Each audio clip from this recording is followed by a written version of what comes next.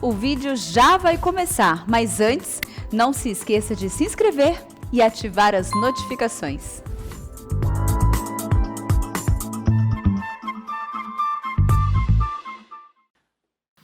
Boa noite, irmãos.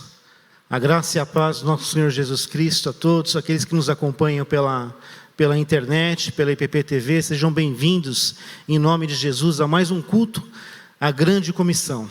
Para nós, missionários do asfalto, é um prazer estar aqui, podendo participar desse tempo de comunhão, ministração da palavra, estarmos juntos, unidos, né? A palavra de Deus nos ensina que é na união que nós nos fortalecemos, né? Deus tem uma palavra para você nessa noite, você crê nisso? Eu gostaria que os irmãos abrissem suas Bíblias no livro de Neemias, assim como foi falado na divulgação desse culto, né?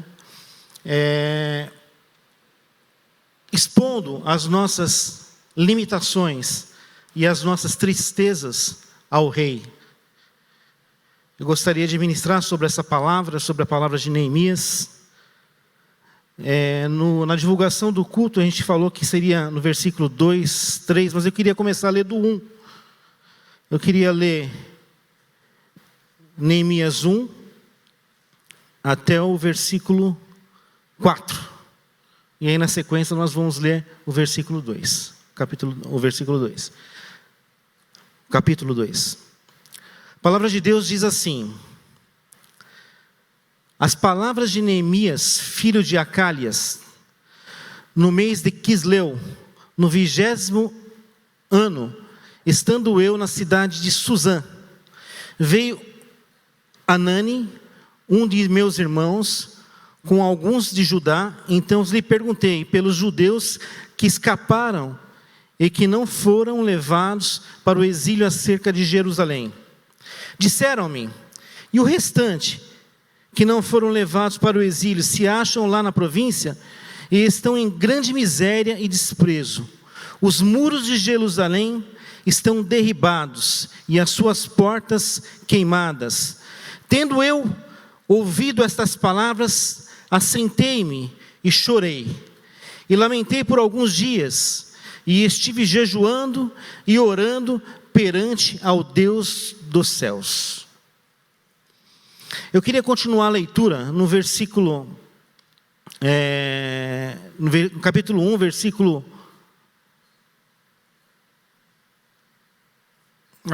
capítulo 2, versículo 1, que diz assim: no mês de Nissan, no 20º do rei Artaxerxes, uma vez posto o vinho diante dele, eu o tomei para oferecer-lhe. Dei, ora, eu nunca antes estivera triste diante dele. O rei me disse: por que estás triste o teu rosto, se não estás doente? Tem de ser tristeza no coração. Então temi sobremaneira. E lhe respondi: viva o rei para sempre.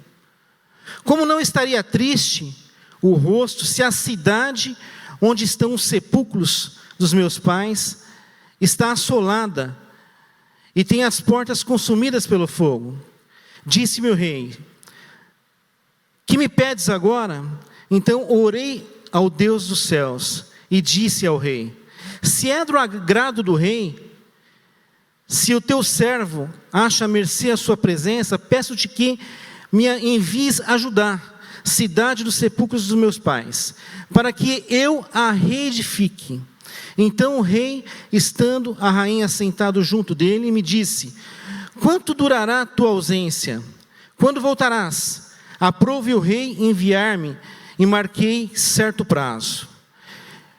Vira só 2 páginas para frente, eu queria lá no capítulo 6.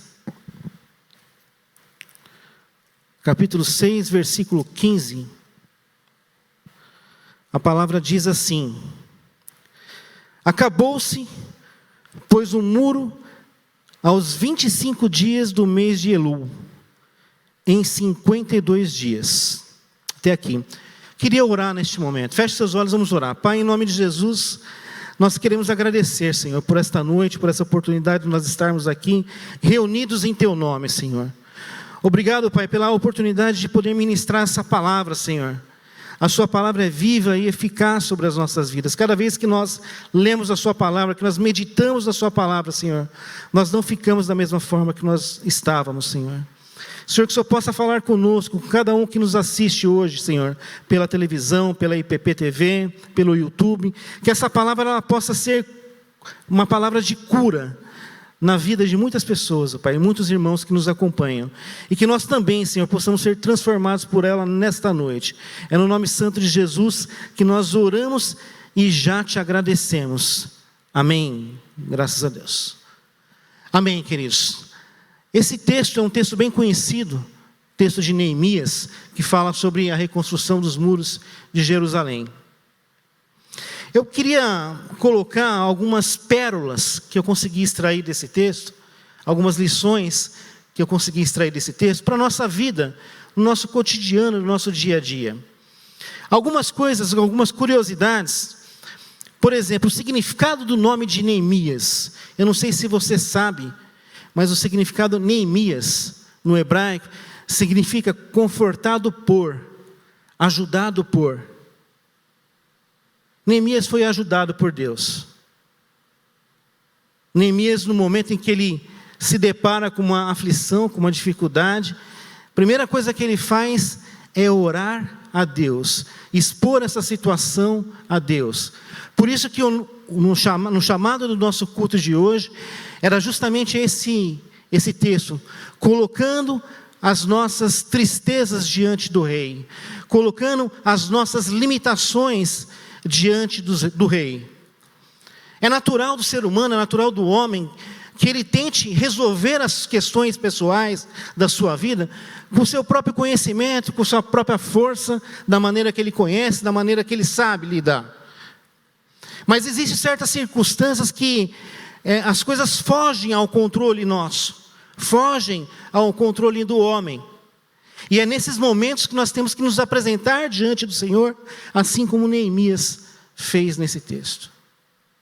Interessante que o texto de Neemias ele é um texto muito difícil de se ministrar, porque ele é muito rico em informações, em palavras, e ele é muito aproveitado para as nossas vidas, no nosso dia, nos nossos dias atuais. Neemias, um judeu escravizado, um judeu conhecido como copeiro do rei. Eu não sei se você sabe, mas a permanência de Neemias no palácio, como copeiro, ele foi levado para dentro do palácio para servir o rei, e ele foi levado numa condição de escravo, mesmo sendo judeu, com uma condição de escravo. E para que ele pudesse ter essa autonomia dentro do palácio, de poder circular dentro do palácio, ter acesso às dependências do palácio, de uma certa forma, ele também sofreu uma outra agressão. Ele é conhecido, se você pegar o significado de copeiro no hebraico, ele tem uma tradução também como eunuco. Pode-se entender como eunuco, que é uma pessoa que foi castrada. E por que disso? Porque Neemias ele tinha acesso a todos os lugares do palácio, inclusive a rainha. Então era comum dos reis, aqueles que serviam, que eles estavam mais próximos, que fosse castrado esse eunuco, esse servo, para que não houvesse nenhum tipo de má intenção dele, né, que ele não pudesse fazer nada contra a rainha. Então essa é uma condição, mesmo sendo judeu, escravizado, e ainda com essa condição de eunuco, castrado.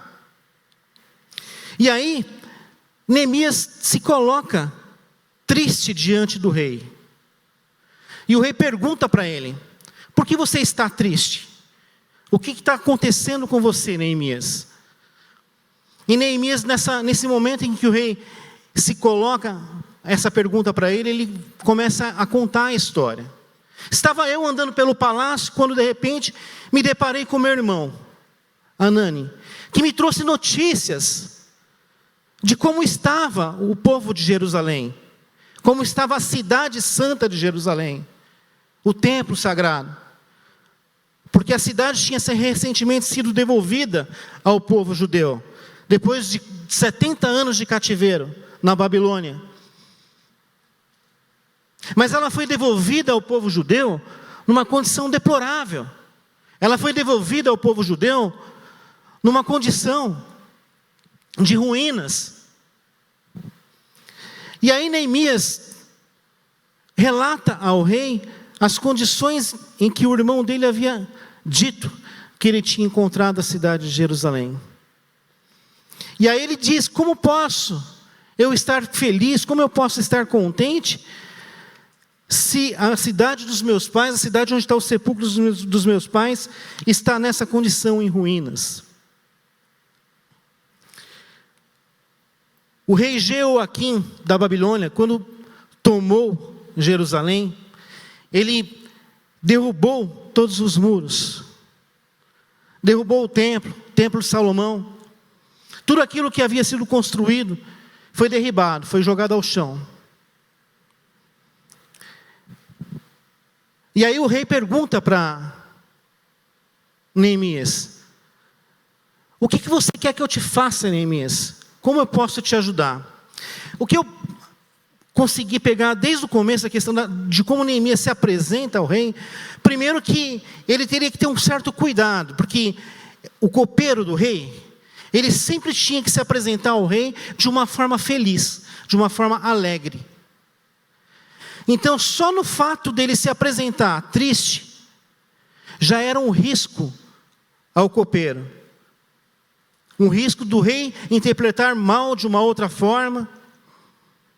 Mas ele teve coragem, ele teve ousadia e coragem em se apresentar naquela condição, porque o seu coração sinceramente estava entristecido com tudo aquilo que estava acontecendo. E aí ele tem essa oportunidade em que o rei abre essa exceção de perguntar: o que está acontecendo com você? O que tem te afligido? E aí ele abre o coração para o rei. Neemias não conhecia Jerusalém, porque Jerusalém ficou cativo na Babilônia 70 anos, e Neemias não tinha essa idade. Ele conhecia Jerusalém do que ele tinha ouvido seus pais falar, a história de Jerusalém.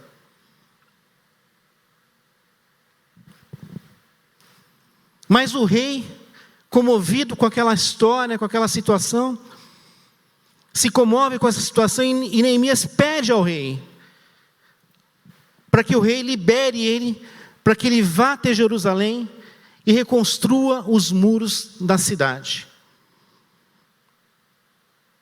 Mas não bastava somente a autorização do rei para que ele fosse até Jerusalém.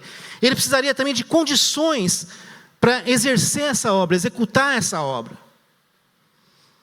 E mais ousadamente, Neemias ainda pede ao rei que o rei dê cartas a ele, para que ele possa atravessar a floresta, para que ele possa chegar até a cidade de Jerusalém, em plenas condições de fazer aquela obra da reconstrução dos muros.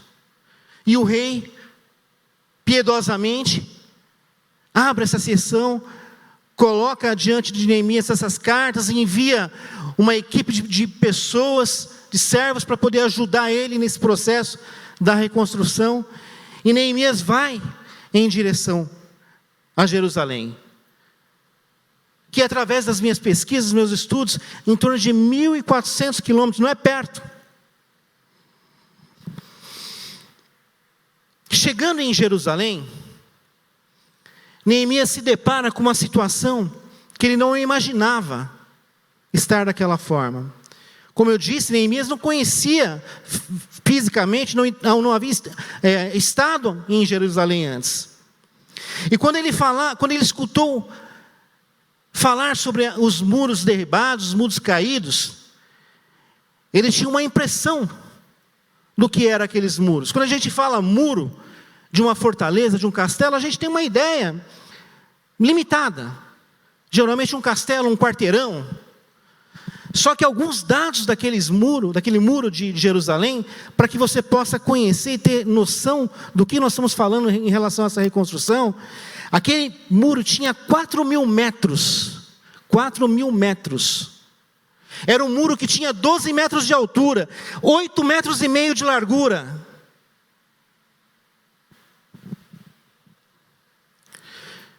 O Império Otomano levou 3 anos para construir aquela muralha.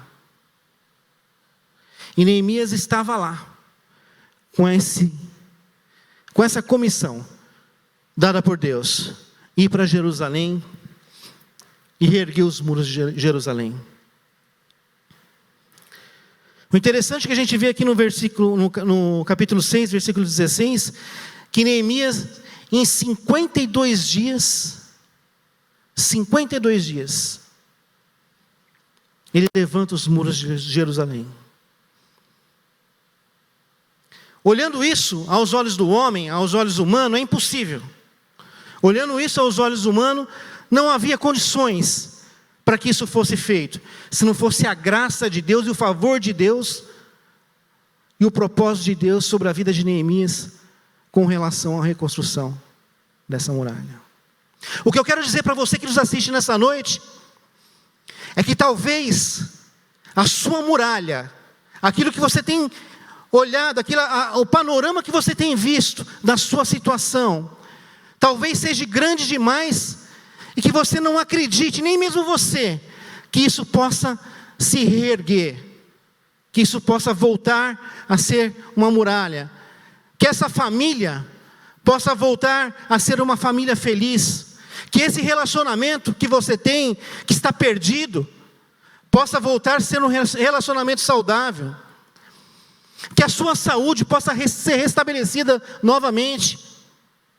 Eu não sei qual que é o tamanho da sua muralha derribada, caída, mas eu quero dizer para você nessa noite, que eu não conheço o tamanho da obra, mas eu conheço o dono da obra.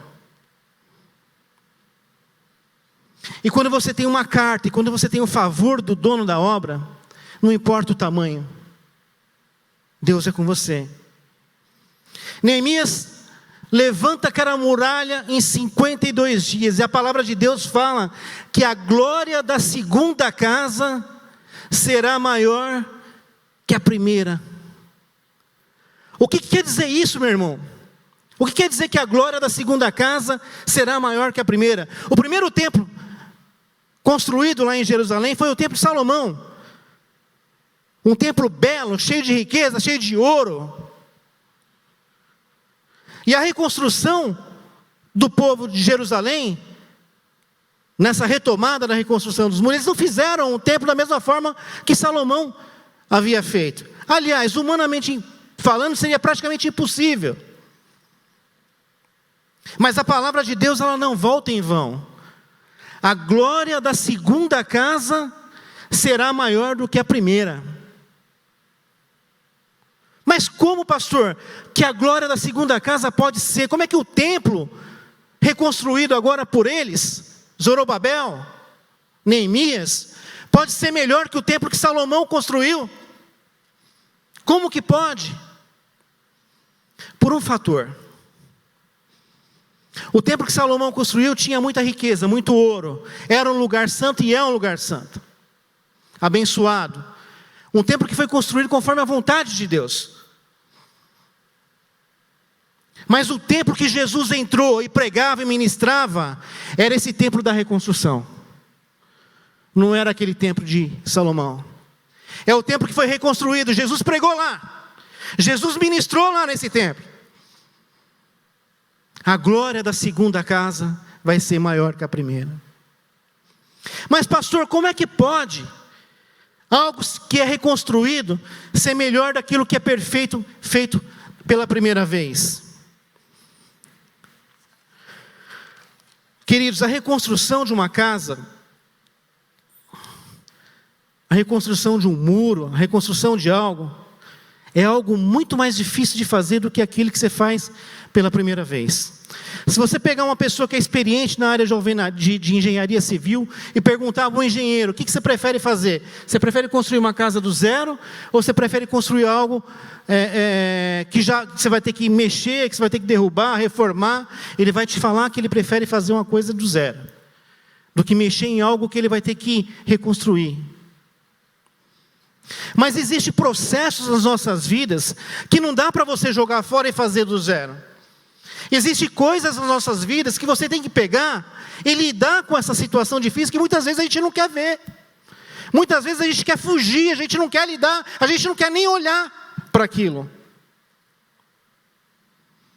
Mas eu quero te dizer nessa noite, que o nosso Deus é um Deus poderoso, tanto para erguer do zero, quanto para pegar aquilo que foi derrubado e fazer novamente novo.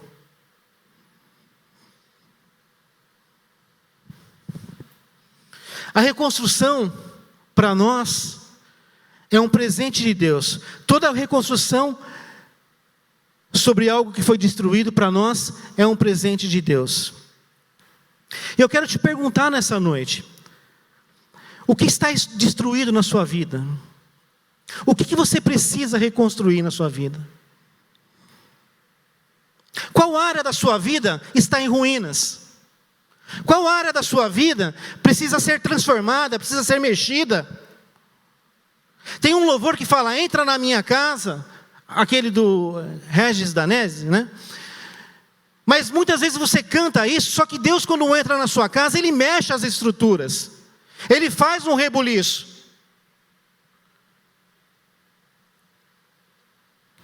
Que área da sua vida precisa ser reconstruída? Qual área? Talvez a área da família. Talvez você tenha felicidade no trabalho, em todos os aspectos, mas na sua família você é infeliz. Você precisa de uma reconstrução familiar. Você precisa reconstruir os relacionamentos familiares. Talvez um relacionamento conjugal entre você, esposa e mulher. E quando eu falo esse relacionamento conjugal, está aí uma área muito difícil de ser reconstruída. Se não for pela graça de Deus, podemos dizer que é quase impossível. Você quer um exemplo disso? Pega uma mulher que foi traída. Pega um homem que foi traído. Ele pode até perdoar, porque perdão é decisão. Você decide perdoar. Só que quando ele volta para casa com a esposa, que ele entra no quarto dele, deita na cama com ela, a primeira coisa que vem na cabeça dele ou dela é com quem que você estava deitado. E se não for pela graça de Deus, isso é impossível ser reconstruído. Se não for pela graça de Deus, assim foi com Neemias.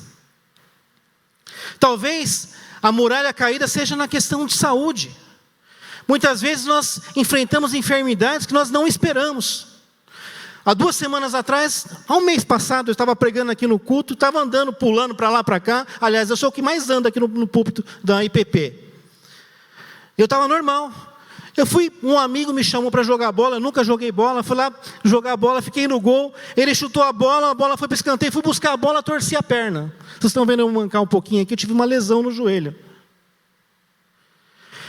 E aí, a gente passa por certas enfermidades, a gente passa por certas situações, e muitas vezes a gente pega e fala assim, não, o inimigo ele é astuto, ele quer derrubar a gente. Mas não é isso, queridos.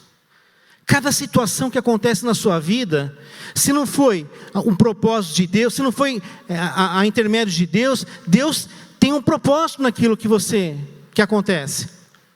Nada passa na sua vida, nada acontece com você, se não tiver a permissão de Deus. E se você pensar por um outro aspecto, né, que em cada coisa que acontece na sua vida, mesmo que seja aquelas situações de sofrimento, Deus quer te ensinar algo. Aí eu comentei com a minha esposa, nossa, você vê, eu nunca tinha falado isso com a minha esposa, né? Mas eu comentei com a minha esposa, a minha sogra, ela tem uma enfermidade, ela teve um derrame, ela anda com muita dificuldade. E quando eu tive esse negócio na perna, eu falei, nossa, amor, a sua mãe está tendo, agora eu senti a dificuldade que ela tem para andar, porque a gente ficava até brincando com ela, que ela demorava para ir, para voltar, a gente ficava até brincando com ela, mas quando eu passei por essa dificuldade, Deus me mostrou. Então, às vezes, Deus permite que nós passemos por situações para forjar o nosso caráter, para forjar a nossa personalidade, forjar a nossa vida, forjar o seu coração. Deus quer transformar a sua vida. Olha para o que você era antes. Olha como você está hoje. Olha o que Deus fez com você. 52 dias. A glória da segunda casa vai ser melhor que a primeira casa. Quando eu olho para o ministério, Missionários do Asfalto, há 5 anos atrás, 6 anos atrás, nós estávamos lá com um grupinho pequeno, 2, 3 pessoas. E hoje a gente viu o que Deus fez através deste ministério. Através desse grupo de motociclistas. As ações sociais, tudo aquilo que Deus tem permitido, nós sermos usados por Deus, como instrumentos vivos em suas mãos. Para poder abençoar famílias, abençoar pessoas, não só com a questão financeira de cestas básicas, mas também com a palavra de Deus. Porque a cesta básica, a comida acaba. Vai suprir a necessidade de um mês, vai suprir, vai acabar. Mas a palavra de Deus permanece. A palavra de Deus é cura, é salvação, é restauração, é reconstrução.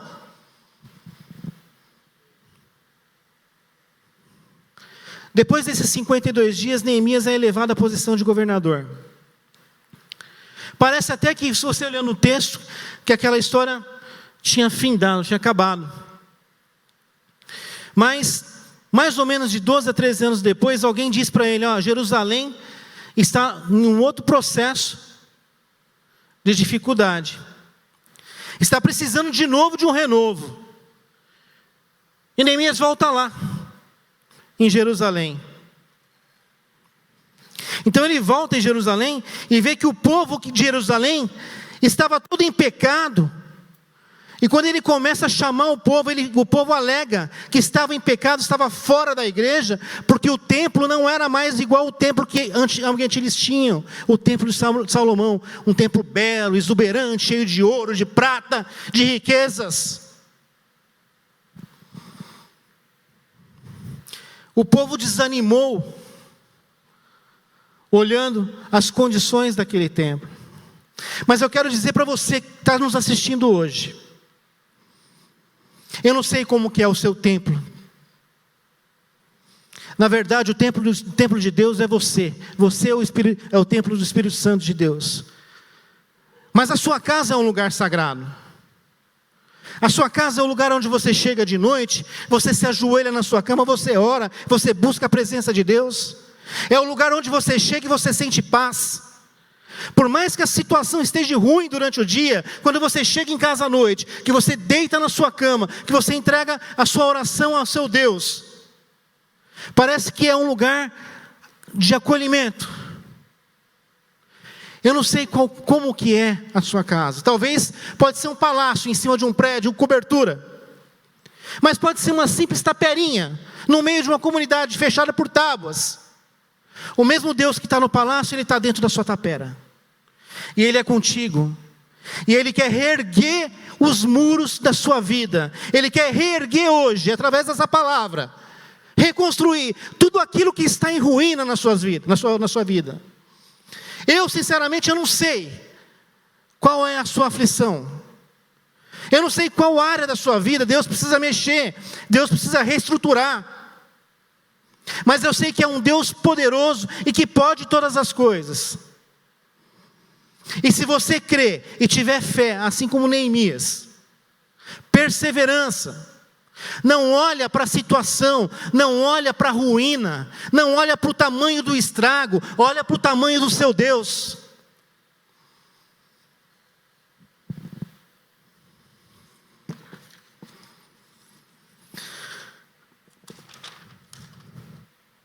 Eu queria apontar 4 lições aqui para a gente encerrar, extraídas desse texto. Primeiro, não se deixe dominar pelo desespero, pelo pavor. Entregue a situação a Deus. Primeira coisa que Neemias fez, quando Hanani falou para ele da situação de Jerusalém, ele se entristeceu, orou, jejuou e entregou a situação ao Senhor. Primeira coisa, entrega a situação ao Senhor. Segunda, coloca em oração essa situação. Clama ao Senhor por uma estratégia. Imagina só, a estratégia de Deus para Neemias: você é copeiro do rei. Mostra teu coração para o rei. Mostra a tristeza do seu coração para o rei, que ele vai se comover com essa tristeza e vai abrir as portas e o caminho para você poder fazer a reconstrução de Jerusalém. Terceiro, reconheça o momento atual, aceite a condição e peça ajuda a Deus. Muitas vezes a gente fica persistindo em tentar fazer por nós mesmos, pelas nossas forças, e persistindo, aí fala assim: Deus não está preocupado com essas coisas, isso daqui é pouco para Deus se preocupar com isso. Eu quero dizer para você nessa noite que Deus se preocupa com todas as coisas, não só com as grandes, até com as pequenas coisas, os detalhes da sua vida, Deus está preocupado. E o quarto, haja conforme a direção de Deus. Neemias decidiu reconstruir os muros de Israel, reconstruir os muros de Jerusalém. Decida. Deus vai fazer a parte dele, mas você precisa fazer a sua. Você precisa tomar uma posição com relação ao que está em ruína na sua vida. Tomar uma posição de ato. Sair para reconstruir. Neemias fez isso. E em 52 dias, ele teve o êxito da reconstrução. E a glória da segunda casa foi maior que a primeira. Eu queria colocar agora em oração, eu queria chamar o louvor aqui. Eu queria que você fechasse seus olhos para mim orar. Eu vou orar em relação a isso. Eu queria que o louvor estivesse aqui. Eu queria que você fechasse seus olhos nesse momento e imaginasse a ruína. Qual a ruína que te assola? O que tem te afligido, o que tem tirado a sua paz, o que tem tirado você da presença de Deus, o que tem te afastado da presença de Deus. Coloque diante do Senhor nessa noite, e você vai ter uma resposta de Deus em nome de Jesus. Pai, em nome de Jesus, nós queremos colocar, Senhor, as nossas limitações diante de Ti, Senhor. Senhor, quando nós olhamos o estrago, tudo aquilo que precisa ser feito, Senhor, e nós olhamos para as nossas mãos, nós falamos: Senhor, nós não temos condições de fazer. Por isso nessa noite, Senhor, nós clamamos pela Sua graça, pelo Seu favor sobre as nossas vidas, ó Pai. Senhor, são famílias aqui que estão sendo destruídas, casamentos destruídos por traição, Senhor. Tira agora, Senhor, o sentimento do coração, Senhor. Restaura agora o relacionamento, Pai. A família é algo que vem do Senhor, Pai. E Satanás tem tentado tirar as famílias do centro da vontade do Senhor, Senhor. Coloca a Sua mão agora, Senhor, sobre aqueles que precisam reconstruir a questão da saúde, Senhor. Estão passando por momentos de dificuldade, de enfermidade, Senhor. O Senhor é médico dos médicos, ó Pai. Aquilo que o homem diz, que o médico diz que não tem mais jeito, o Senhor traz um milagre e restaura, Senhor. Nós cremos que o Senhor é um Deus poderoso, Senhor, e que não existe não. Senhor, tem irmãos aqui, Senhor, que nos acompanham, que estão passando por uma situação financeira destruída, empresas em falências, ó Pai. Clamamos pela Sua mão poderosa agora, Senhor, restaurando a vida financeira dessas pessoas, irmãos. Deus, tem misericórdia de nós. Senhor, tem misericórdia de cada um, Senhor, que neste momento entrega nas Tuas mãos, no Teu altar, Senhor, as dificuldades, as ruínas que precisam ser restauradas. Entra com providência, Jesus. Nós Te pedimos, Senhor, dá estratégia, Senhor, assim como o Senhor deu a Neemias, ó Pai, colocar ele diante do rei, com o coração entristecido, Senhor. Usa pessoas, ó Pai, para que possam ser usadas, ó Pai, para poder ser instrumentos para que as pessoas possam receber essa bênção da reconstrução, Senhor. É no nome santo de Jesus, Senhor, que nós oramos e já te agradecemos, Pai. Amém, graças a Deus.